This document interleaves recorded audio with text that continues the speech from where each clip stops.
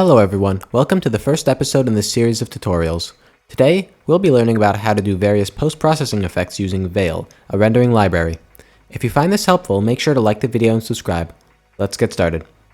First, let's go over what post-processing actually is. Post-processing is a system where the entire screen gets run through a shader, or multiple shaders, to change it in different ways. In this context, shaders are not just the ones you see on Modrent that make the game look realistic, they're part of the system that handles rendering the entire game, the shader pipeline. There are two different types of shaders, the vertex shader and the fragment shader.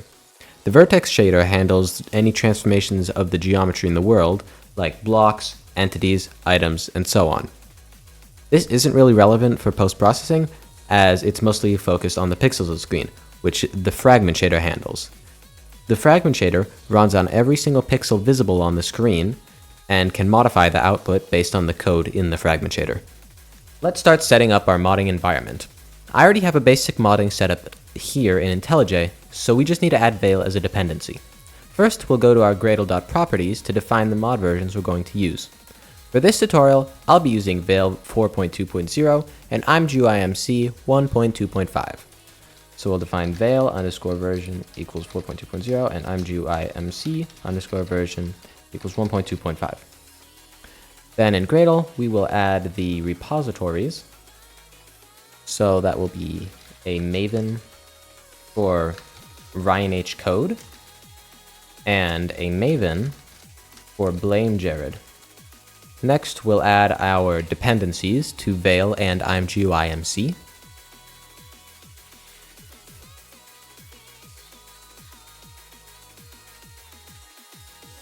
Now, let's set up our actual post-process effect. In our tutorial assets next to the lang folder, we'll make a new folder called Pinwheel. This is the basis for every shader within Veil. So in this Pinwheel folder, for our post-process effect, we'll make three folders. One called Post, one called Shaders, and one called Program. The Post folder holds the definitions of the post-process effects. It defines what to do, what shader to use, and where to draw the output. Let's make a JSON file called grayscale.json in the post folder. First, we need to define an array of stages. If we want to apply multiple shaders, then this is how we'll do it with stages. For this, we'll only use one stage. So within the stage, we make a JSON object with a type, which can be either veil::blit or veil::copy. Blit allows a shader to be used, while copy does not. So in this case, we will be using blit. So for the shader, we'll also just be doing tutorial::grayscale. And then we need to define an in and an out. So for the in, we will do Minecraft::main. And then for the out, we'll be doing Veil::post. So this will just take in from the finalized Minecraft frame buffer and output to a special frame buffer that Veil will handle for us to apply the post-processing effect. Now that we have that done, we need to make the shader itself. In the program folder, let's make two files, grayscale.json and grayscale.fsh.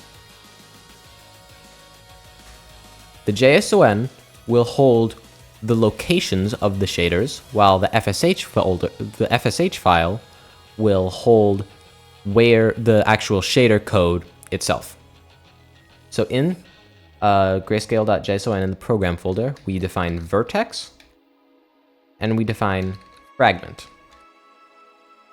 Now for vertex, we will do veil::blit_screen, and for fragment, we will do tutorial::grayscale. This will just look for the grayscale.fsh here. If we wanted to have a custom vertex shader, we could also do tutorial::grayscale, but the file extension would have to be VSH instead of FSH. Now, in the fragment shader, we will first define a uniform. A uniform is essentially a variable that is consistent across every single pixel of the screen. In this case, we will define a sampler 2D, which is the same as a 2D texture.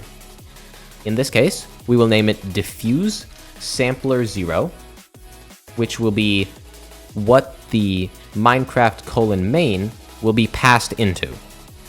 Next, we'll need to define our in-out variables. We only have one in and one out, though that may change with different shaders. For this, we will do one in vec2 text chord, which is short for texture coordinate. Texture coordinates, also called UVs, define where we are on the screen from 0 to 1. So 0 is the left for the X, 0 is the left-hand side, 1 is the right-hand side. Our out value will be out vec4 frag color. A vec2 or a vec4 are both vectors of different sizes, which is essentially just a list of multiple values. A vec2 has an X and a Y. A vec3 has X, Y, Z, or RGB, if you're using it for color or three-dimensional math. They can be used for both. And a vec4 has RGBA, or XYZW, which can be used for colors, like we're doing here. Next, we will define a void main, which is what will be run for each pixel. So we will define a vec4 base color, which will call the texture function on our diffuse sampler and our texture coordinate. This will sample the current pixel from where we are on the screen. Next, to make a grayscale shader, like you probably assumed we are doing, we will have to calculate the luminance, or the brightness, of each pixel.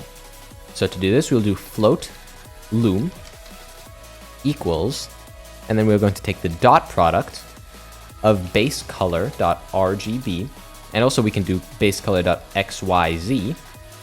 They're the same thing, it just makes it easier to represent that we're doing colors if we do RGB.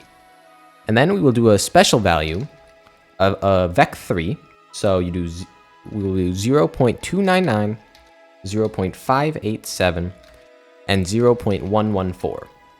This is essentially equivalent to the, how bright it is for the human eye in comparison to the actual, the average of just the raw values, which is not fully accurate.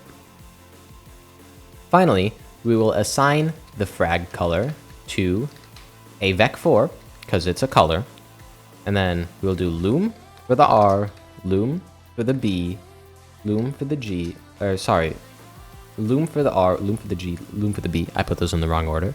And then 1.0 for the alpha, because our Minecraft window is not going to be transparent. Next, we'll just start the client. Once we're in our world, we can simply run veil postprocessing add @s and then our shader, which we just defined. And now you can see our entire world is grayscale. Now to view what's going on, we can press F6. This opens up the veil menu, which if we press T to open chat, we can go here and go to frame buffer, which will open up a menu where we can view all the different frame buffers currently active.